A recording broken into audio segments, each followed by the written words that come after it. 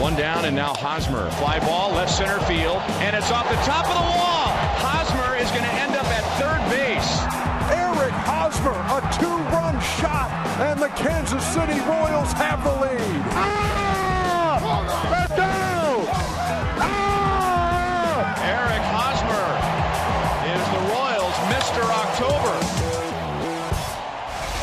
What a run for the Kansas City Royals, and what a run for Eric Hosmer, who's currently at 810 tweets at the Real Hos 35, over 119,000 followers, following 533. We'll see if he adds me to that list after this. We'll see how the interview goes, I suppose. He's in-house working on these social media awards coming up. Eric, thanks for taking the time, man. Yeah, thanks for having me. Appreciate it. So how has social media changed? I mean, I know you're still like a young guy, so it's new. It's maybe not so new to you, but the ability to connect with fans. Yeah, just basically it gives you the inside look. I remember being a Marlins and a Yankees fan growing up, and you're trying to figure out any type of way to see a picture of a locker room or a clubhouse or the weight room, anything. And now you got guys posting videos and right there on their Twitter page or right there on their Instagram page. So really it gives you a better chance to follow the top guys and the top players you enjoy watching. Social Media Awards coming up this weekend here on MLB Network.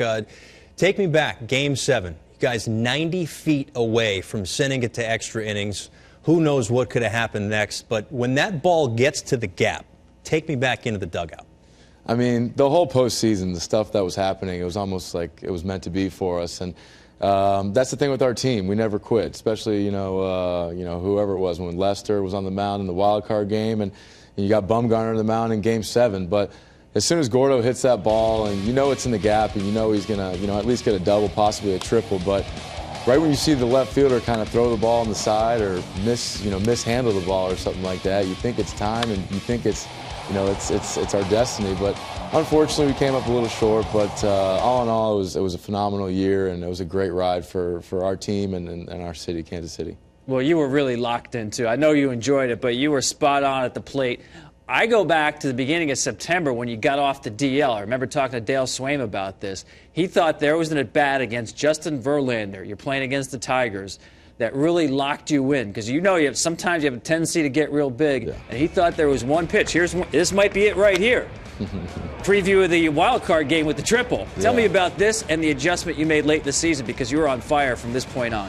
Yeah, well, obviously nobody wants to go on the DL, but once you go on the DL, everything really slows down, and what you have to do each and every day, it's really limited. So you have a lot of time to watch video and a lot of time to watch different guys and kind of compare yourself. But the one thing Dale always told me is, he would take me out in the field early and tell me not to move anything, not any part of my body, and just swing just pure hands. And when you swing like that, you realize you can still hit a ball almost as far as you can as, using your whole body into it. So basically, the point I got from that was just try and be as short and simple as possible. And, that wasn't at bat against Verlander where I had 2 strikes and, I was just fouling pitches off. And, it was clear I was getting beat by fastballs, and he knew that, I knew that. So, they're coming, and when you still can't get to it, you got to figure out and make some kind of adjustment. And it was 2 strikes, and it was a fastball high, and I really just remember just telling myself, be as short as possible, and it really just seemed like I swung with nothing but hands. So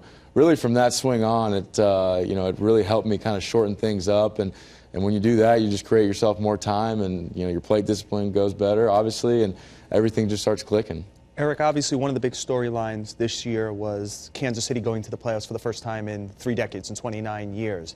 Do you feel any different now as somebody who has kind of gone through October, instead of thinking what it might be, knowing what it might be, you and a whole other group of young players, and what do you think it means for 2015? I definitely think you feel a lot different. It's, to experience the postseason firsthand and really just, have that confidence built and installed in our team that, really, we're a team that, really wasn't supposed to be there in many people's views, and we went through and swept the whole American League, which, I mean, that's not easy to do. And, even the teams that the Yankees had back in the day, no one ever did that. So I think just being in the postseason this past year and making it as far as we did, I think it installed a confidence in the whole entire group and realizing, hey, that, we're for real. And we realize that our team is built for the postseason. So if we can just get there, and that's the whole mentality, is get to October and anything can happen after that. All right, now that you're a social media star, take us into what it's been like following the winter meetings, especially your club. Billy Butler gone, Kendrys Morales in. Tell me about following all the crazy moves this week, and what do you think of your club at this point? I mean, the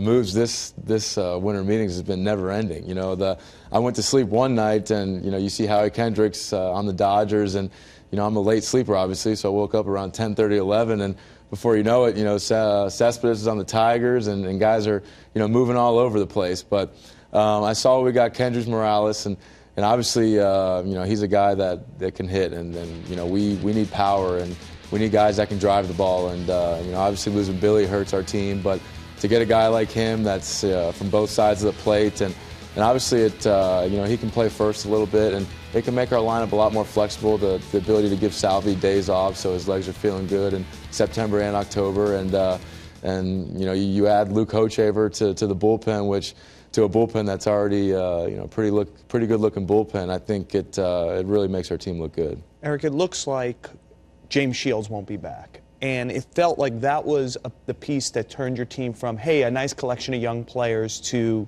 you almost got in 2013, you did get in 2014. Do you think you're built to the point now where if you don't have that kind of veteran guy on your staff, that this team could still go where you want it to go? Yeah, definitely. And what James Shields did to our locker room alone, not even, he puts up great numbers every year, but just what he did to our locker room alone, and really just installing a mentality in everybody. And because when you look at it, when we first come up, we got a lot of guys that all came up as rookies together, the same class, and really never had a guy that's been in the big leagues 7-8 years. And we had at that time Billy and Gordo, I think, were maybe 3-4 years in when we first got up. So just seeing how he came in and installed that attitude in us, and seeing the leadership he had, and realizing that hey, he even said it himself, we're a small market team, and these are the guys we're going to do it with. So we can either try and do this together, or keep trying to watch the other teams celebrate in our field, which happened with Detroit the year before. And like I said, it just created that attitude towards us that we didn't care who was coming at us. We just we knew if we played to the best of our abilities that we had a chance to beat you that day. And along those same lines, what did Raul Ibanez mean to this club? Oh man, Raul Ibanez, he spent a half a season with me, and the guy's almost like a father to me now, or actually I should say a brother. I don't. Yeah, really. Don't date the guy. Jeez, my goodness. He's, just what he does, and he obviously in the beginning when he first came to us, he was playing a lot and DHing against righties and stuff, but just to see how he went about his business, and if anything was going on in the locker room, or any specific young player, any player just that he felt left that day with kind of a bad experience or a bad taste in his mouth by seeing them go through something. I mean, he's there the next day figuring something out, going up to them and having one-on-ones with guys like that, or with me personally, going to the cage with me. And he's just, I really, truly believe that after having him on our team, that veteran-type leadership, like the Cleveland Indians having Jason Giambi on their team, and teams like that, that it's so important to a team that, they can do nothing on the field, but having them in the locker room with you every day, and having them on the plane and the bus, it helps the team so much. Well, congrats on another Gold Glove this past year. Obviously, it was an exciting run watching. I'm sure it was 10 times better being a part of it. Eric Hosmer, thanks so much. Thanks, guys.